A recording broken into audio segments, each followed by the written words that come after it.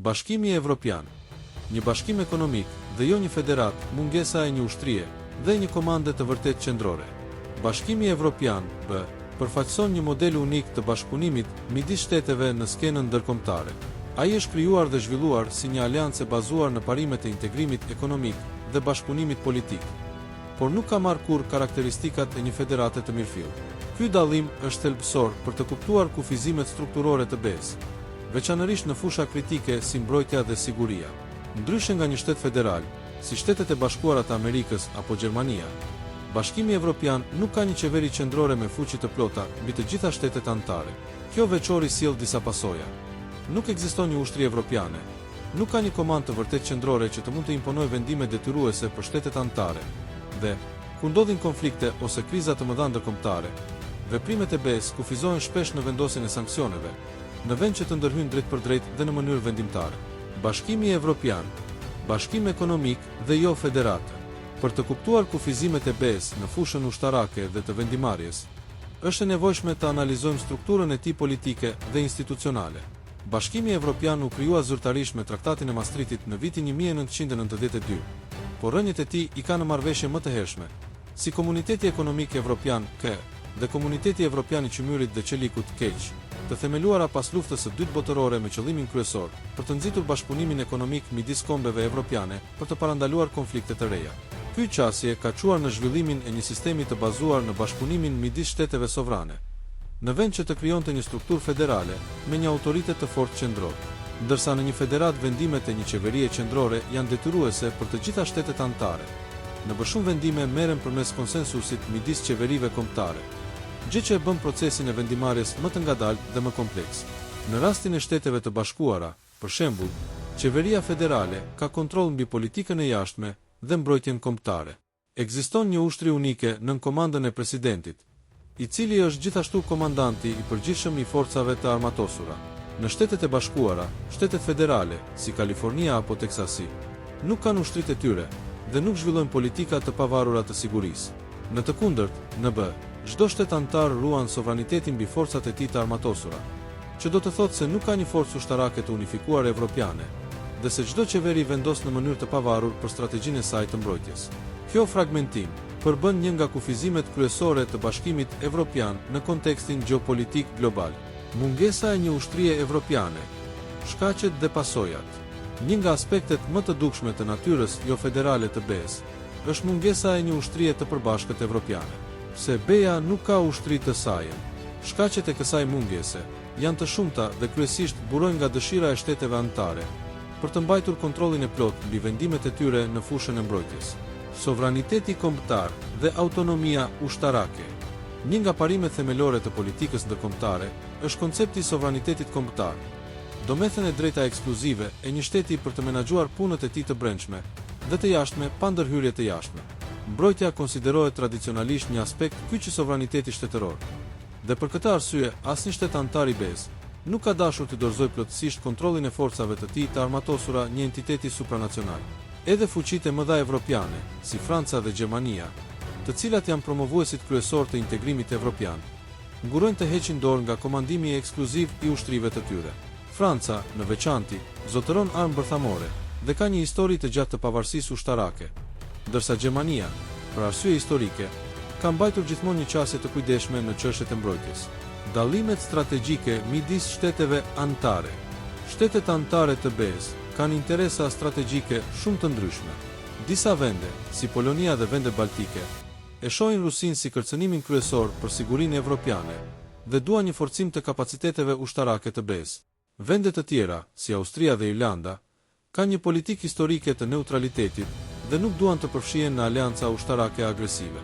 Kjo shumëllojshmëri vizionesh e bën jashtëzakonisht të vështirë krijimin e një force të përbashkët të armatosur me një strategji të unifikuar. Roli i NATO-s. Një faktor tjetër vendimtar është ekzistenca e NATO-s, organizata e Traktatit të Atlantikut të Veriut, një aleancë ushtarake e udhëhequr nga Shtetet e Bashkuara dhe ku bëjnë pjesë shumica e shteteve anëtare të BE-s. NATO siguron mbrojtjen ushtarake të Evropës, duke reduktuar urgjencën që BE-ja të zhvillojë një strukturë të pavarur mbrojtëse. Shumë qeveri evropiane besojnë se një ushtri evropiane mund të krijojë mbivendosje dhe konflikte kompetencash me NATO, duke e bërë menaxhimin e sigurisë edhe më kompleks.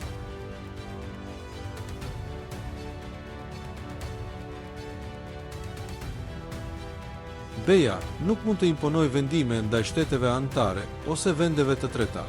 Mungesa e një komande të fortë qendrore reflektohet jo vetëm në mungesën e një ushtrie të vetën, por edhe në aftësinë e kufizuar të BE-s për të imponuar vendime të detyrueshme ndaj shteteve anëtare ose vendeve të treta. Kufiri i sanksioneve. BEA mund të vendosë sanksione ekonomike dhe diplomatike kundër shteteve ose individëve që shkelin parimet e së drejtës ndërkombëtare. Megjithatë, sanksionet nuk janë gjithmonë efektive dhe, mbi të gjitha, nuk përfaqësojnë një mjet të drejtpërdrejtë detyrimi, siç mund të ishte një veprim ushtarak. Një shembull konkret është reagimi i BE-s ndaj pushtimit rus të Ukrainës. Bashkimi vendosi sanksione të ashpra ekonomike kundër Rusisë, por nuk mundi të ndërhynte drejtpërdrejt në konflikt, pasi nuk ka një ushtri të vetën dhe çdo veprim ushtarak varet nga shtetet anëtare dhe NATO. Roli i gjykatës ndërkombëtare penale, Hag. Gjykata ndërkombëtare penale, GAEP, me seli në Hag, është një institucion juridik ndërkombëtar që ka për detyrë të ndjekë penalisht krimet e luftës, gjenocidet dhe shkeljet e rënda të drejtave të njeriut. Megjithatë, fuqia e saj varet nga bashkëpunimi i shteteve.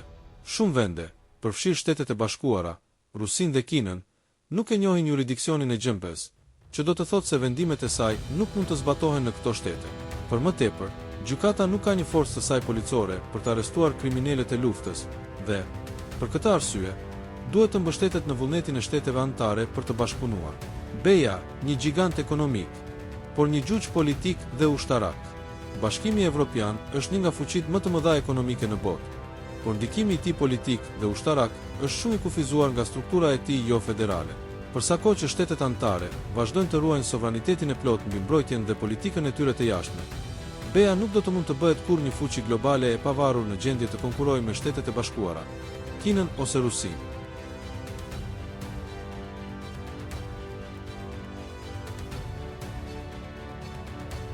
Bashkimi Evropian dhe mbrojtja. Implikimet e mosqenjes një konfederat dhe rreziqet në rast të një kërcënimi ushtarak. Bashkimi Evropian është një nga fuqitë kryesore ekonomike dhe politike në botë. Megjithatë, struktura e tij institucionale e bazuar në bashkëpunimin midis shteteve sovrane dhe jo në një federat ose konfederat të vërtetë, paraqet dobësi të rëndësishme në rast të një kërcënimi ushtarak ose një sulmi të drejtpërdrejtë ndaj një ose më shumë shteteve anëtare. Kjo situatë buron nga fakti se BEA nuk ka një komandë ushtarake të centralizuar dhe asnjë ushtri të vetme në një autoritet mbikombëtar. Çdo shtet anëtar ruan kontrollin ekskluziv mbi forcat e tij të armatosura dhe vendos në mënyrë të pavarur strategjitë e mbrojtjes, buxhetin ushtarak dhe aleancat ndërkombëtare. Kjo do të thotë se, në rast të një agresioni të jashtëm, përgjigjja e Bashkimit Evropian do të ishte fragmentuar, e ngadalë dhe vështirë për të koordinuar, me pasoja potencialisht katastrofike për sigurinë e të gjithë kontinentit. Bashkimi Evropian dhe mbrojtja. Një sistem i bazuar në bashkëpunim dhe jo në një komandë të unifikuar.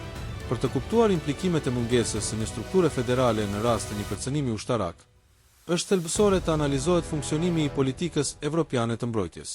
Bashkimi Evropian dhe NATO, dy struktura të ndara. Megjithse shumica e vendeve të BE-s janë pjesë e NATO-s, Organizata e Traktatit të Atlantikut të Veriut, kjo aleancë është një strukturë ushtarake e veçantë, e udhëhequr nga Shtetet e Bashkuara. Kjo do të thotë se, në rast të një agresioni, Bashkimi Evropian nuk do të vendoste në mënyrë të pavarur për përgjigjen e tij ushtarake, por do të duhej të ndiqte procedurat dhe vendimet e NATO-s. Megjithatë, disa shtete anëtare të BE-s, si Austria, Irlanda, Suedia, para antarësimit të saj të fundit në NATO, Finlanda, para antarësimit të saj të fundit, Malta dhe Çiproja, nuk janë pjesë e NATO-s, gjë që ndërlikon edhe më shumë mundësinë e një përgjigjeje kolektive dhe të menjëhershme. Kjo situatë nxjerr në pah problemin e parë madhor, mungesën e një zinxhiri të unifikuar komande dhe kohën e ngadalë të reagimit në rast të një kërcënimi të menjëhershëm. Politika e përbashkët e sigurisë dhe mbrojtjes, PPS, një mekanizëm i dobët. Bashkimi Evropian ka tentuar të zhvillojë një politikë të vetën të sigurisë përmes politikës së përbashkët të sigurisë dhe mbrojtjes, PPS, e cila parashikon mundësinë e misioneve të përbashkëta të ruajtjes së paqes dhe ndërhyrjeve ushtarake të kufizuara. Megjithatë, ky instrument ka disa kufizime strukturore.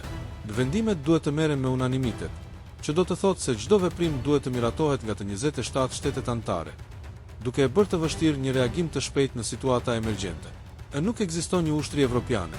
PPS bazohet në bashkëpunimin midis ushtrive kombëtare, të cilat duhet të mobilizohen rast pas rasti dhe mbi baza vullnetare. E mungesa e burimeve të përbashkëta.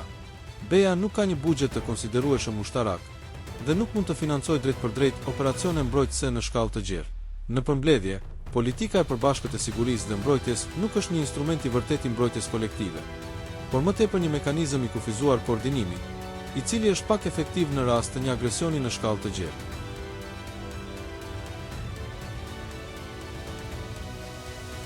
Implikimet e mungesës së një strukture efektive mbrojtëse në rast agresioni. Mungesa e një federate ushtarake ose një ushtrie evropiane sjell një sër pasojash të drejtpërdrejta për sigurinë e kontinentit. Ngadalësia në reagimin ndaj një agresioni të mundshëm. Një nga problemet kryesore të strukturës aktuale të BE-s është ngadalësia në marrjen e vendimeve në rast kërcënimi ushtarak. Le të imagjinojmë një situatë hipotetike ku një vend fëqinj i BE-s vendos të sulmojë një shtet anëtar. Në një sistem federal si ai i Shteteve të Bashkuara, reagimi do të ishte i menjëhershëm. Qeveria federale do të aktivizonte ushtrinë kombëtare dhe gjithë struktura ushtarake do të mobilizohej në një komandë të vetme. Në rastin e BE-s, megjithatë, situata do të ishte shumë më komplekse dhe e paorganizuar. Këshilli Evropian do të duhej të mblidhej urgjentisht për të vendosur se çfarë të bëjë. Megjithatë, vendimet në politikën e jashtme dhe mbrojtjen kërkojnë unanimitet. Kështu që një shtet i vetëm mund të bllokojë çdo veprim. Shtetet anëtare do të duhej të vendosnin individualisht nëse dhe si do të kontribuonin në mbrojtjen e shtetit të sulmuar, pa një detyrim automatik për ndërhyrje. Nëse agresioni ndodh ndaj një vendi që nuk është pjesë e NATO-s, si Austria ose Malta, Bashkimi Evropian nuk do të kishte një mekanizëm automatik për të ndërhyrë ushtarakisht, duke rritur rrezikun që vendi i sulmuar të mbetet i izoluar. Zinxhiri i komandës do të ishte i paorganizuar, pasi çdo ushtri kombëtare do t'i përgjigjej komandës së saj, dhe jo një autoriteti qendror evropian. Kjo ngadalësi në marrjen e vendimeve e bën BE-n më pak të besueshme si një entitet gjeopolitik dhe strategjik. Pasi asnjë agresor potencial nuk do të dekurajohej nga mundësia e një reagimi të shpejtë dhe të fuqishëm nga Evropa. Dobësia e besueshmërisë ushtarake evropiane. Mungesa e një ushtrie evropiane dhe një komande të centralizuar dëmton thellësisht besueshmërinë ushtarake të BE-s. Në marrëdhëniet ndërkombëtare, parandalimi është një element thelbësor për të shmangur konfliktet. Një shtet ka më pak gjasa të sulmojë një tjetër, nëse e di se do të ketë një përgjigje të shpejtë dhe shkatërimtare. Megjithatë, Bashkimi Evropian nuk ka aftësinë për të paraqitur një kërcënim ushtarak të besueshëm sepse nuk ka një sistem të unifikuar mbrojtjeje. Kështu që një agresor i mundshëm mund të llogarisë se reagimi evropian do të jetë i ngadaltë dhe i fragmentuar. Nuk ka një forcë të shpejtë ndërhyrjeje, që do të thotë se nuk do të mund të përgjigjej menjëherë ndaj një agresioni. Varet në masë të madhe nga NATO dhe, rrjedhimisht, nga Shtetet e Bashkuara për sigurinë e saj, duke e bërë atë të ndjeshme ndaj ndryshimeve gjeopolitike në marrëdhëniet transatlantike. Rreziku i përçarjes së Evropës përballë një krize. Nëse një shtet anëtar i BE-s do të sulmohej ushtarakisht, vendet e tjera mund të kishin vështirësi në arritjen e një marrëveshjeje se si të reagonin. Disa shtete, për shembull, mund të besonin se diplomacia është zgjidhja më e mirë, ndërsa të tjerët mund të kërkonin një ndërhyrje të menjëhershme ushtarake.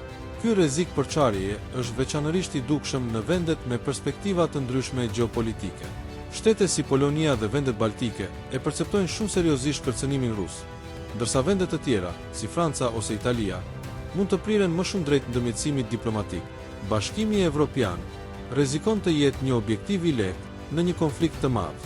Bashkimi Evropian, në formën e tij aktuale, është një fuqi e madhe ekonomike, por një dobësi ushtarake dhe politike.